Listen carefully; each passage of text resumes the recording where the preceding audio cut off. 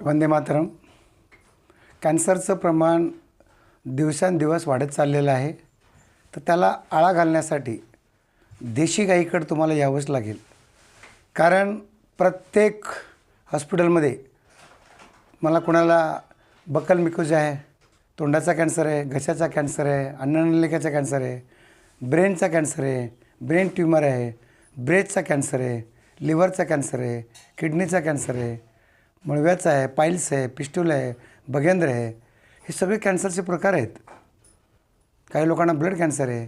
पण हे कॅन्सर झालं आहे तुम्हाला कसं कळते? का तुम्ही टेस्ट करते. मग त्या कॅन्सरला इलाज आहे का? आणि कॅन्सरला इलाज नाही तर मग तुम्ही टेस्ट का करताय? तर त्यासाठी मी तुम्हाला सल्ला देतो की लाखो रुपये खर्च करण्यापेक्षा एकदा व्हिजिट करा, सल्ला घ्या. जर तुमच्याकडे रिपोर्ट असतील ते रिपोर्ट घेऊन या, आणि नसतील तरीसुद्धा तुम्ही असंच घेऊन या, पेशंटना घेऊन या. आपण त्यांना ओपिनियन देऊ, सल्ला देऊ. कारण कॅन्सर हा पंचगव्याच्या माध्यमातून, देशी गाईच्या माध्यमातून रिव्हर्स होऊ लागलेले आहेत. आणि आपल्याकडे असे बरेच केसेस आहेत.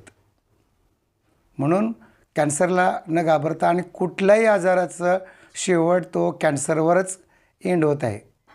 म्हणून सुरुवातीलाच तुम्ही सावध राहा की कॅन्सरला टेस्ट करण्याच्या अगोदर, ऑपरेशन करण्याच्या अगोदर, किमो घ्यायच्या अगोदर, रेडिएशन घ्यायच्या अगोदर भेटलात ताती उत्तम.